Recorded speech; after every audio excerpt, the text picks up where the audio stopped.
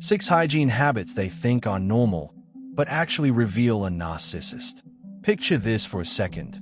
The room's calm, almost sacred in its stillness. Then out of nowhere, bam, someone breaks the silence with a fart so loud it could win a prize. Before the air even settles, a belch rumbles through like an aftershock. And just when you're bracing for peace again, nope. You're forced into watching a live performance of nose-digging like it's the evening's entertainment. No hesitation, no awareness, zero shame, just pure, unfiltered ick. And here's the thing, it's not just about being gross. It's a narcissist flaunting their lack of boundaries like it's some kind of flex. See, this isn't about someone having an off day or forgetting their manners. This is intentional. It's control wrapped in filth. The narcissist isn't simply unhygienic. They're making a statement. And that statement is, I'll do whatever I want. And the fact it makes you squirm only proves I'm in charge. Now let's be real. Just because someone struggles with hygiene doesn't make them a narcissist. Life's complicated. Some people wrestle with trauma, sensory issues, or neurodivergence, and what looks careless might actually be an uphill battle. Those folks deserve compassion, not criticism. But with a narcissist, whole different story. They know exactly what's acceptable. They just don't care. Actually, scratch that. They enjoy crossing that line. They'll look you straight in the eye while doing it, almost daring you to react. It's not clumsiness. It's not ignorance. It's a tactic. A smirking, calculated screw you dressed up as everyday behavior. Because for them, being disgusting isn't really about hygiene. It's about dominance. And with that, let's get into the first sign. 1. The nose-picking show from hell. Let's be clear, this isn't just gross. It's disturbing. It's like watching a slow-motion car crash you can't unsee. The narcissist doesn't simply pick their nose and move on. Nope, this is a whole production, a ritual, a weird kind of performance art where they sit back like they're royalty on their throne, fingers digging away as if striking gold. And when they finally pull something out, they don't hide it. They don't excuse it. They practically showcase it, like a souvenir. Sometimes they'll even flick it around, turning your space into their personal confetti parade. No shame, no filter, just pure, calculated violation. But the real nightmare? When they drag others, especially kids, into the act. They'll tilt their head back in command, check if I've got something in there, like it's some twisted version of family bonding. And if you don't play along, your shirt suddenly becomes their tissue. Just like that. No hesitation. No apology. Because with them, it's not about hygiene. It's about dominance. It's about drilling into you the message. Your boundaries don't matter. Your comfort doesn't matter. Only I matter. 2. The fart and burp symphony. Look, everybody farts. Everybody burps. It's human. But the narcissist, they turn it into an event. They don't just let one slip, they release it with flair, like it's some kind of royal decree.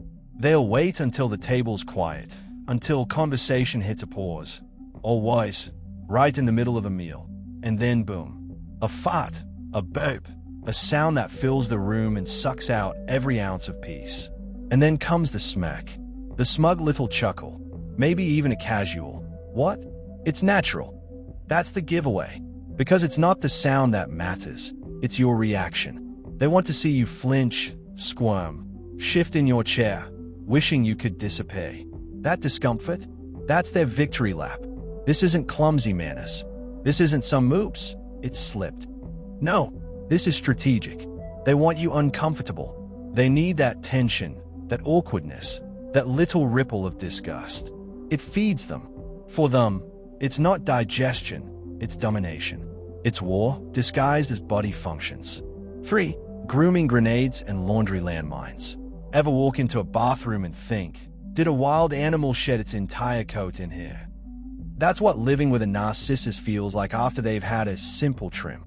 The sink is littered with stubble, the floor is speckled with hair, towels look like they've been through a battlefield, and somehow even the soap has little hairy trophies clinging to it. And cleaning it up, forget it. They won't. Because in their mind, that's beneath them. That's your problem. Your chore.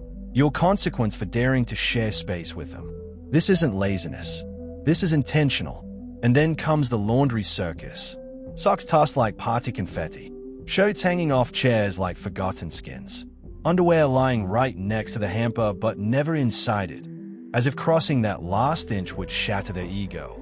They are not forgetting. They are making a statement. Because in a narcissist world, mess is never just mess. It's a weapon. It's their way of saying, I destroy. You clean. I create chaos.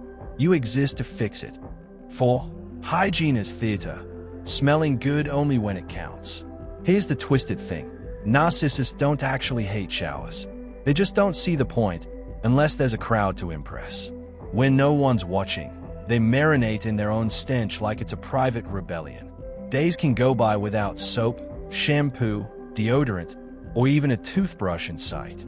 They'll sit in their own funk, proud of it, as if hygiene is optional when no applause is involved. But the second there's an audience, suddenly they are transformed. They are scrubbing down like they've got a movie premiere in 10 minutes. Perfume or cologne sprayed like it's fumigation day. Teeth polished to blinding white. They put on a performance. Hygiene is theater, cleanliness is costume.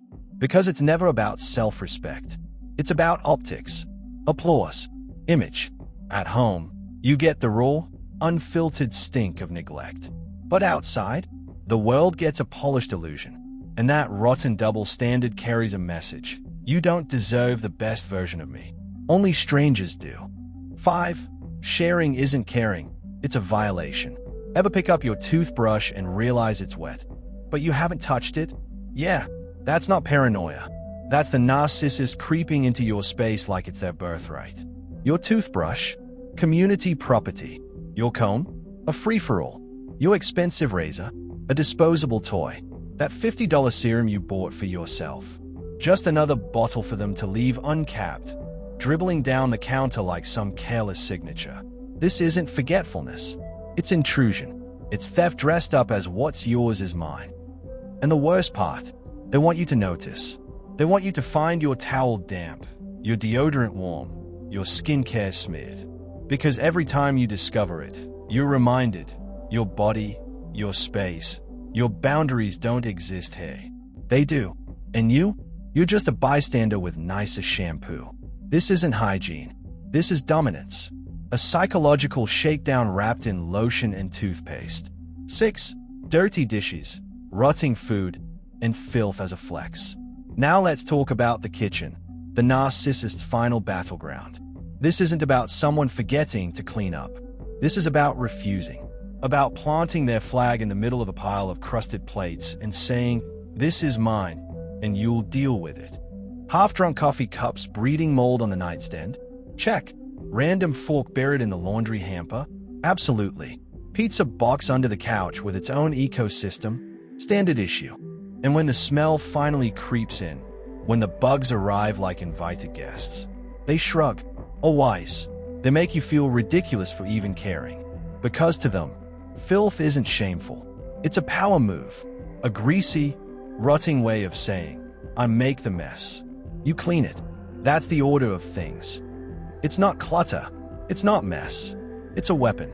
Chaos is their kingdom. And making you crawl through it on your hands and knees to restore order, that's their sick little victory. Weapons don't always come with blades or bullets. Sometimes, they show up wrapped in filth. A narcissist turns the ordinary into ammunition. Nose-picking like it's some grotesque performance art. Gas explosions so loud they're meant to rattle your bones. Grooming disasters left behind like ticking bombs that scream, you'll deal with it. Showers and clean clothes. Reserved only for the audience they want to impress. Your toothbrush, your razor, your skincare. Fair game for invasion. And the mess? That's their kingdom. Their throne. Their proof that you're stuck in their orbit. And none of it is random. Each move is a jab. A small violation. A subtle reminder that your peace, your body, your space don't belong to you. They belong to them. The tricky part, if you look at just one habit, it seems gross but not damning. But step back, look at the pattern, and the truth screams at you. This isn't bad hygiene. This is domination dressed as oops. This is control masked as carelessness. So what's left for you? You wake up. You stop giving them the benefit of the doubt. You see it for what it is. Not quirks, not laziness, not just the way they are, but a calculated campaign to chip away at your dignity. And then you make the choice that saves you. You stop playing janitor for someone who never saw you as human in the first place. You walk, not just out of the room, but out of the cycle, the madness, the prison they built from crumbs and chaos. Because dignity isn't optional. It's your line in the sand. And healing, it starts the moment you stop scrubbing away someone else's mess and start reclaiming your own worth. Let the door slam behind them. Loud, final. And this time, don't you dare look back.